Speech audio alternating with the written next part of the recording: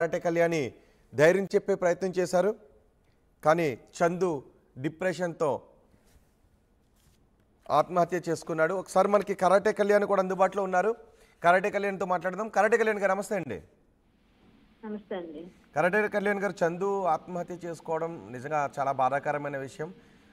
మంచి నటుడు, బుల్లితెరకు మంచి నటుడు, చాలామంది అభిమానులు ఉన్న నటుడు ఆత్మహత్య చేసుకోవడం. మీ చాట్ కూడా చూసాము, మీరు తనని డిప్రెషన్ నుంచి బయటకు తీసుకుని రావడానికి చాలా ప్రయత్నం చేసినట్టుగా కూడా కనిపిస్తోంది. కానీ అవేమీ వినిపించుకోకుండా చందు ఆత్మహత్య చేసుకున్నాడు. అవునండి, చాలా షాకింగ్ న్యూస్. నేను ఇప్పుడు యాక్చువల్గా వైజాగ్ లో ఉన్నాను. నిన్న బయలుదేరి వైజాగ్ వచ్చాను. నిన్న ఒక్క పూట నేను మాట్లాడలేదు తనతో. అసలు ఈ 4 days గా నేను 3-4 days గా నేను టైం టు టైం మాట్లాడుతూనే ఉన్నాను. అంటే తను ఎప్పుడు కూడా నైట్ మాక్సిమం ఫ్రీగా ఉంటాడు, మామూలు టైంలో కూడా అదే టైంలో ఫ్రీగా ఉంటాడు కదా అని మాట్లాడేదాన్ని. కానీ ఇప్పుడు బాగాలేదు కదా, ఈ అబ్బాయి చాలా డిప్రెషన్ లో ఉన్నాడని 9 o'clock నుంచి మొదలు పెడితే ట్రై చేస్తే ఎప్పుడో మెల్లగా ట్రై చేసి తర్వాత తను చేసేవాడు, లేకపోతే పని ఉందండి అని చెప్పేవాడు. అయినా సరే కొంతసేపు కావాలని 4 days నుంచి కౌన్సిలింగ్ ఇవ్వడం కోసమే మాట్లాడింది. కానీ నాకు అర్థమైపోయింది, అబ్బాయికి చాలా క్లియర్ గా చెప్పేశాడు, నేను ఉండనండి అని. అదేంటి అలా అంటావు, తప్పు, వెళ్ళిపోయిన వాళ్ళతో మనం వెళ్ళిపోకూడదు. మా నాన్నగారు చనిపోయినప్పుడు కూడా నేను డిప్రెషన్కి వెళ్ళిపోయాను, ఇంకా నాకు తగ్గలేదు, నేను ఇంకా పని చేసుకోవట్లేదా, ముందుకెళ్ళలేదా, మనకి ఇష్టమైన వాళ్ళు వెళ్ళిపోతే ఇలాగే ఉంటుందని ఎంతో రకాలుగా చెప్పి చూశాను. ఆ అమ్మాయి అమెరికా వెళ్ళిపోతుందండి పాప, కాబట్టి హ్యాపీగా వాళ్ళని నేనే చూసుకుంటానని కూడా చెప్పాడు. ఆ అబ్బాయికి పర్సనల్ గా ముందు మ్యారేజ్ అయింది, 2 పిల్లలు ఉన్నారు. అప్పుడు కూడా వాళ్ళు చిన్న పిల్లలయ్యా, ఇలా ఎలా చేస్తావు, వీళ్ళు ఉన్నారు, వీళ్ళ చేయడానికి లేదు, నువ్వు అసలు అలాంటి ఆలోచన చేయొద్దు అని చాలా చాలా 3-4 days నుంచి. ఆ అమ్మాయి చనిపోయిన పవిత్ర చనిపోయింది అని నాకు తెలిసింది 1 గంటకో 2 గంటలకో, ఆ రోజు ఉదయం అనుకుంటా 11కు. అప్పుడు స్టార్ట్ చేశాను ఫోన్ చేయడం చందుకి. ఎందుకంటే ఇద్దరు కలిసే ఉన్నారు, డిప్రెషన్ లేదో మాట్లాడుతున్నాడు, తను ఏదో చెప్తున్నాడని. బాగా తెలిసిన వాడు, నాకు అసిస్టెంట్ గా పనిచేశాడు చాలా సీరియల్లో. అంటే అసిస్టెంట్ ఇన్ ద సెన్స్, ఒక విలన్ గ్యాంగ్ లో పక్కనే ఒక ముఖ్య అనుచరుడు ఉంటాడు కదా, ఓకే, అలా తను నా పక్కన త్రినయనిలో కూడా చేశాడు. నేను మానేసిన తర్వాత త్రినయని సీరియల్ బిగ్ బాస్కి వెళ్ళినప్పుడు నేను మానేశాను. ఆ టైంలో ఈ అమ్మాయికి బ్రదర్ క్యారెక్టర్ గా అది టర్న్ అయింది ఆ క్యారెక్టర్. సో ఏంటంటే నేను ఇంకంతకు ముందు చేసిన సీరియల్స్ లో కూడా, జీ తెలుగు సీరియల్స్ లో తను నాకు అసిస్టెంట్ గానే చేసేవాడు, ముఖ్య అనుచరుడు లాగా అనమాట. సో తను నేను కలిసి చాలా సీరియల్స్ చేయడం వల్ల సేమ్, అంటే ఇతరు, అంటే ఒక విధంగా చెప్పాలంటే యాదవ్ అని పిలుచుకునేవాడు. యాదవ్ కమ్యూనిటీ, మీరు యాదవ్ లీడర్ అండి అని చెప్పి నన్ను అంటుంటే, ఏం యాదవ్ ఏం చేస్తున్నావు ఇట్లా పిలిచేదాన్ని తను. అట్లా మేమిద్దరం మా కూర్చొని మాట్లాడుకున్నాడు. ఏం చందు యాదవ్ ఎక్కడికి వెళ్తున్నావు, ఏం యాదవ్ అంటుంటే సంతోషపడేవాడు. నన్ను ఎవరు అట్లా పిలవరు, మీరు తప్ప అని. అంటే ఏం లేలే, కిడ్డింగ్, జస్ట్ కిడ్డింగ్ అని అనుకునేవాడు అంతే. కానీ ఈ ఇంత షాకింగ్ న్యూస్ అసలు నిన్న ఒక్కరోజు మాట్లాడలేదు, లక్షవారం అంతే. బుధవారం దాకా కాల్ మాట్లాడాడు, లక్షవారం మాత్రం నేను మాట్లాడలేకపోయాను, నేను జర్నీలో ఉండడం వల్ల. మళ్ళీ మార్నింగ్ చేద్దాంలే అని నిన్నే అనుకుని, సర్లే ఇంట్లో పనులు చేయిస్తున్నాం కదా ఇక్కడ, మళ్ళీ సాయంత్రం ఎప్పుడు చేద్దాంలే అనుకుని 1 గంటకు ముందు 2 గంటల ముందు చేసేదాన్నే లేట్ చేశారు. సరే 9-10 తర్వాత చేద్దాంలే, ఫ్రీ ఉంటాను కదా నేను కూడా అని చేయలేదు నేను. ఈలోగా నాకు న్యూస్ వచ్చింది, నేను షాక్ అయిపోయింది, నిజమేనా కాదా అని అసలు తట్టుకోలేకపోయాను. ఎందుకంటే మాట్లాడుతూ మాట్లాడుతున్న పిల్లడు సడన్ గా ఇట్లా చేసేసుకుంటాడు అనుకోలేము. అందులోనూ ముందు రోజు చెప్పాడు కూడా క్లియర్ గా, నేను వెళ్ళిపోతేనే కరెక్ట్ అండి, ఆమె వెళ్ళిపోయిన తర్వాత నేను బ్రతికితే తాగుబోతోడిని అయిపోతాను, లేకపోతే పిచ్చోడిని అయిపోతాను, నేను ఉండకూడదండి, ఇలా మాట్లాడేవాడు. మాట్లాడిన ప్రతిక్షణం నేను వీడియో కాల్లో వద్దులే కానీ ఆడియో కాల్లో మాట్లాడితే, వద్దండి నాకు బాగాలేదు, నేను ఇంకా ఎంఆర్ఐ చేయించుకోలేదు, నిమిషం కుక్కలా ఉంటుంది నా పరిస్థితి, నాకు అప్పటికే కనిపిస్తుంది అని అన్ని చెప్పాడు. ఇక్కడ ఏదో కూడా వైజాగ్ లో హాస్పిటల్ వాళ్ళు బాగా ఎవరో కొన్నారని, వైజాగ్ లో అంటే మాకు రిలేటివ్స్ అవుతారు, ఒక ఆయన ఉంటారు డాక్టర్, ఆయన గురించి మాట్లాడేటప్పుడు నేను కావాలని డైవర్ట్ చేశాను చాలా టాపిక్స్ చాలా చేశాను. నేను నా ప్రయత్నం అంతా చేశాను. నేను వైజాగ్ కాల్ కూడా చేశారు కదా, ఒక 14 minutes సేపు మాట్లాడినట్టున్నారు. ఆ కాల్లో ఏం చెప్పాడు అసలు? ఇదే చెప్పాడు, తను ఎంతసేపు ఏడుస్తూనే ఉన్నాడు. 14 minutes మాట్లాడమే, అప్పుడే కాదు రోజు మాట్లాడాం, ఒక 3 రోజులు మాట్లాడాను, పావు గంట, 15 నిమిషాలు, 10 నిమిషాలు, 5 నిమిషాలు. తను ఒక ఇంటర్వ్యూలో చెప్పాడు, మీరు అబ్జర్వ్ చేస్తే, సుమన్ టీవీ ఇంటర్వ్యూ అనుకుంటా, నాకు మోటివేషనల్ స్పీచ్ ఇద్దాం అనుకుంటే నేను కాల్స్ కట్ చేస్తున్నాను అని. కావాలని తక్కువని అబ్రాప్ట్ కట్ చేశాడు. రెండో రోజు మళ్ళీ అబ్రాప్ట్ కట్ చేశాడు. ఎందుకు కట్ చేసేస్తావు, కట్ చేసేస్తున్నావు అంటే నువ్వు బిజీగా ఉన్నావు అనుకోవాలా, లేకపోతే ఇష్టం లేదు మాట్లాడే ఎవరితో అని అనుకుంటున్నావా, నువ్వేదో అంటే డిప్రెషన్ తను డిప్రెషన్ లో ఉన్నాడు కాబట్టి అది ఇంకెవరైనా ప్రాపర్ కేర్ తీసుకుని ఉంటే బతుకుని ఉండేవాడు అంటారా? మేబీ అబ్బాయి ఎల్లోనే ఉన్నాడండి. అసలు ఫస్ట్ ఆఫ్ ఆల్ ఏంటంటే వాళ్ళ వైఫ్ తో డివోర్స్ అయిపోయింది, అక్కడ కూడా క్లియర్ అయిపోయిందని చెప్పాడు నాతో. అయితే క్లియర్ అయిపోయింది, మాక్సిమం ఆల్మోస్ట్ ఆల్ ఇవ్వాల్సినవన్నీ ఇచ్చేసి వచ్చేసాను బయటికి నేను అక్కడ నుంచి అని చెప్పాడు. నేను అడిగితే ఏమైంది, ఆ ముందు పెళ్లికి నేను పిలిస్తే వెళ్ళలేదు నేను యాక్చువల్ గా, అంటే అదేదో బిజీగా ఉండి ఆ టైంలో నేను వెళ్ళలేకపోయాను. మీరు రాలేదని చాలా రోజులు అలిగి మాట్లాడలేదు నాతో, చాలాసార్లు ఫోన్ చేసి కనిపించినా కూడా మీరు ఎందుకు వస్తారండి మాలాంటి వాళ్ళ పెళ్లికి ఇలా అనేవాడు. అలాంటిది అబ్బాయి కొంచెం స్ట్రాంగ్ పర్సన్, మళ్ళీ ఫోన్లే బాబు అంటే పిల్లలు కూడా పుట్టారు అని చెప్పాడు. సంతోషం అని చెప్పాను అంతే. నేను ఎక్కడైనా షోస్ లో కలిసేవాళ్ళం, ఎక్కడైనా అవార్డ్ ఫంక్షన్స్ లో అలా. అలాంటిది ఇట్లా చెప్తే కొంచెం అయ్యో పిల్లోడు ఏదో డిప్రెషన్ లో ఉన్నాడు, సర్లే ఎవరు మాట్లాడకపోతే ఫీల్ అవుతాడు, లోన్లీగా ఉన్నట్టున్నాడు అని. నేను ఒక్కడనే ఉంటున్నానండి, ఆ పిల్లలందరూ అక్కడ ఉన్నారు బెంగళూరులో, ఇక్కడ ఎవరూ లేరు, నాకు ఈ ఇల్లు మా ఇద్దరు ఉన్నది, ఇంట్లో అన్ని జ్ఞాపకాలు ఉన్నాయి అట్లా మాట్లాడేవాడు మాట్లాడిన ప్రతి నిమిషం. అబ్బాయి ఎంత ట్రై చేసి పవిత్రను అంటే ఇద్దరు సహజీవనం చేస్తున్నారని పవిత్రను పెళ్లి చేసుకున్నాడా? నాతో పెళ్లి చేసుకున్నానని చెప్పాడు. అంటే యాక్చువల్ గా ఇంకా బయటికి చెప్పుకోలేదండి క్లియర్ గా ఓపెన్ గా. మేము పెళ్లి చేసుకున్నారా చందు, ఏంటి మీరిద్దరు రిలేషన్ ఏంటి అంటే, లేదండి పెళ్లి చేసుకున్నాం మేము, కాకపోతే అక్కడవన్నీ క్లియర్ అయిపోతున్నాయి, నేను ఇంక అమ్మాయిని అనౌన్స్ చేసేయాలి అన్నంత వరకు వచ్చాడు. చెప్తాను అనుకున్న టైం ఆయనక ఎలాగో నాకు తెలియదు, కానీ నాతో చెప్పడైతే పెళ్లి అయిందని చెప్పాడు. సరే పెళ్లి చేసుకున్నారు అన్నది విషయం ఆమె కూడా చెప్పారు. ఎప్పుడంటే మొన్న జీ తెలుగులో ఒక ఫంక్షన్ ఏదో చేశారు, మొత్తం సీనియర్ ఆర్టిస్ట్ జయప్రద గారు వీళ్ళందరితో పాటు చేసేటప్పుడు ఆవిడ నేను ఒక డాన్స్ చేసాం.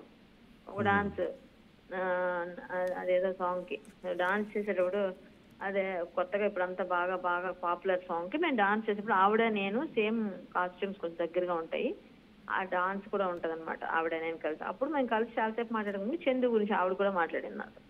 అప్పుడే నాకు తెలిసింది వీళ్ళిద్దరు రిలేషన్ గురించి. సో ఆ తర్వాత ఈమెల్లి మళ్ళీ చెప్పిందండి, కళ్యాణ్ గారు అడిగారు మాట్లాడారు అని చెప్పేసి ఆ విషయం కూడా చెప్పాడు మొన్న నాకు.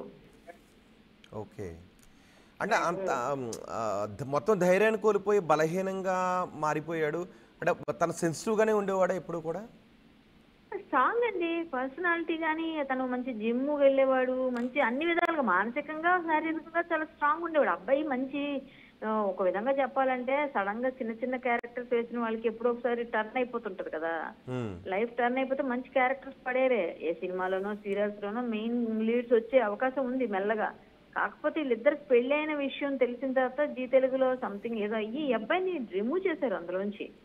ఆ తర్వాత నాకేం చెప్పాడంటే, నేను జీ తెలుగు వాళ్ళు చేశానండి, చేసినప్పుడు ఏమైందో తెలీదు, నేనైతే కాళ్ళు పట్టుకుని బతిమాలండి ఆమె గాని నేను గాని, వాళ్ళని అడిగామండి మేము, మమ్మల్ని పర్సనల్ దానికి దీనికి ముడిపెట్టొద్దు అని కూడా బతిమాలేనండి, నేను ఖాళీగా ఉంటే తనే పోషించిందండి, నాకు తల్లిలా చూసుకుంది అని ఇట్లా చెప్పాడు పాపం. చాలా చాలా డిప్రెషన్ లో ఉన్నాడండి, అదైతే నేను చెప్పగలను. నేను మాట్లాడిన వ్యక్తిగా నాకు తెలుసు, ఒక బ్రదర్ గా మేము చాలా చాలా సార్లు మాట్లాడుకున్నది, నా పక్కన యాక్ట్ చేసిన ఒక కో ఆర్టిస్ట్ గా నాకు బాగా తెలుసు. పవిత్ర చందు ఇద్దరితోనూ మీకు క్లోజ్ రిలేషన్ ఉండేదా?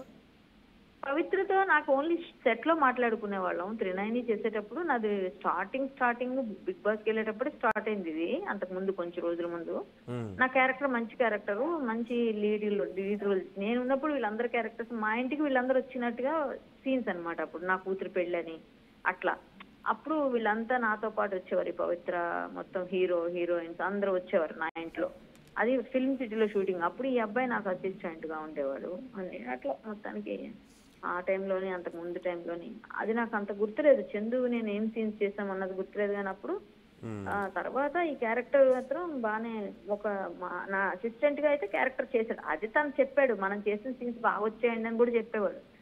అంతవరకే, ఆ తర్వాత లేదు. కానీ పవిత్రతో అప్పుడే రిలేషన్, అంటే మాట్లాడేవాళ్ళం, డ్రెస్సులు చీరలు, ఆడవాళ్ళు ఏం మాట్లాడుకుంటే చీర బాగుంది, ఈ నగలు బాగున్నాయి, ఇవే మాట్లాడుకునే వాళ్ళం, కలిసి తినేవాళ్ళం, కలిసి ఏదో సరదాగా మాట్లాడుకోవడం, కొంతసేపు కూర్చోవడం, పాటలు వినడం, ఇలానే ఉంటుంది.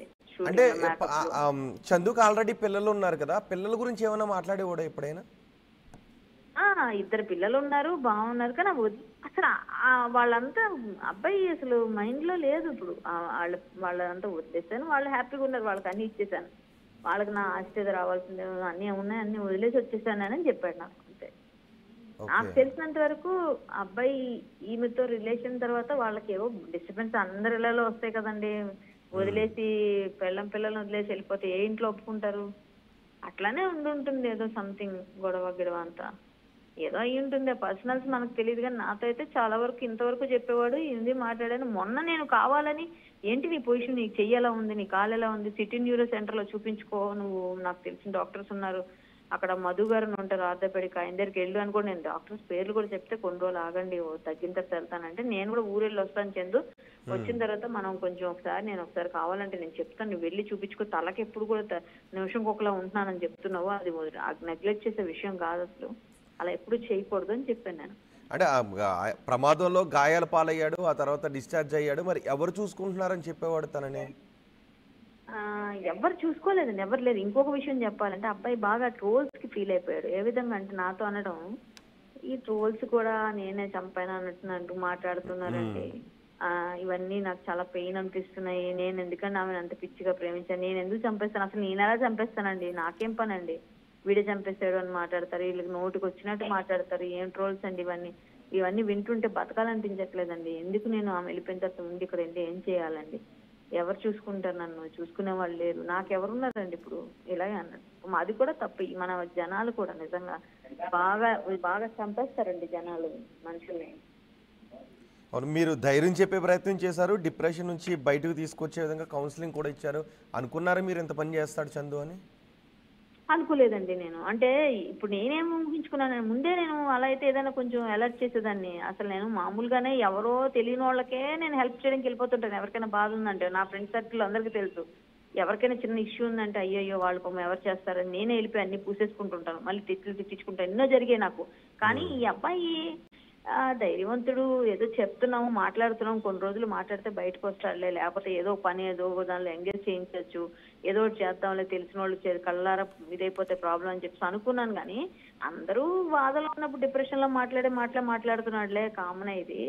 మా నాన్నగారు ఇదైపోయినప్పుడు నేను కూడా అసలు బతకాలనుకోలేదండి. నాకు అలాంటి పరిస్థితే ఉండింది. మా నాన్న అంటే అంత ప్రాణం కాబట్టి. కానీ మరి మనం బయటకు వచ్చి మనం సాధించుకోవాలి అని ఏవో చెప్పా అబ్బాయికి.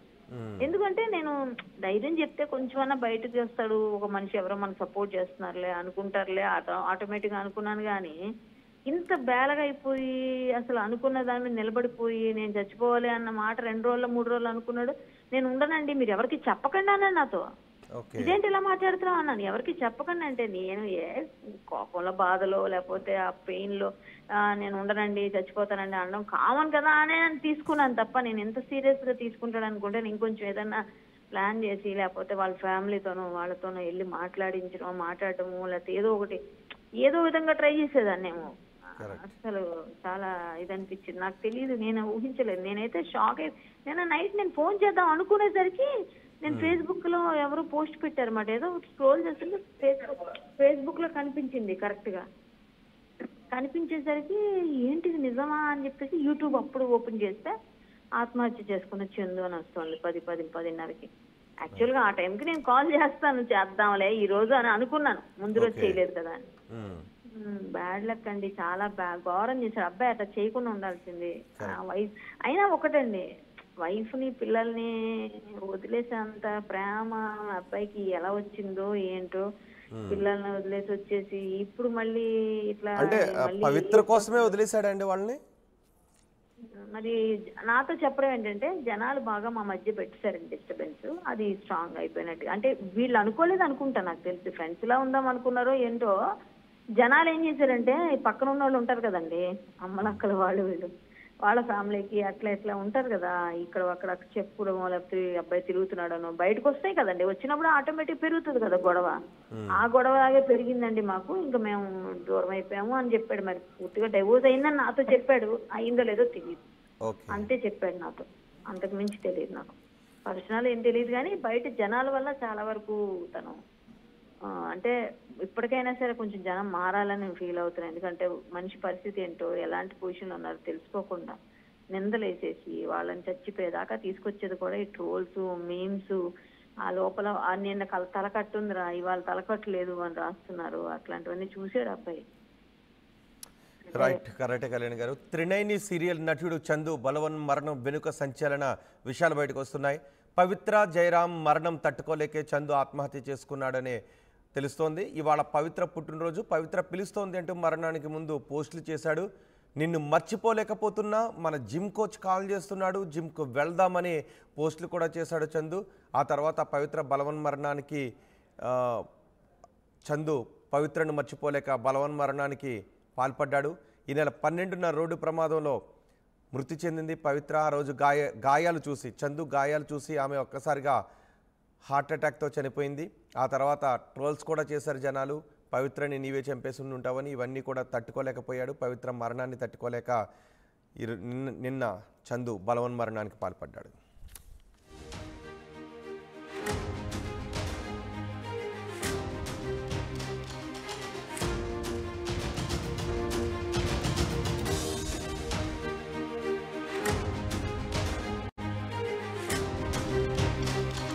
బ్రేకింగ్ న్యూస్, త్రినయని సీరియల్ నటుడు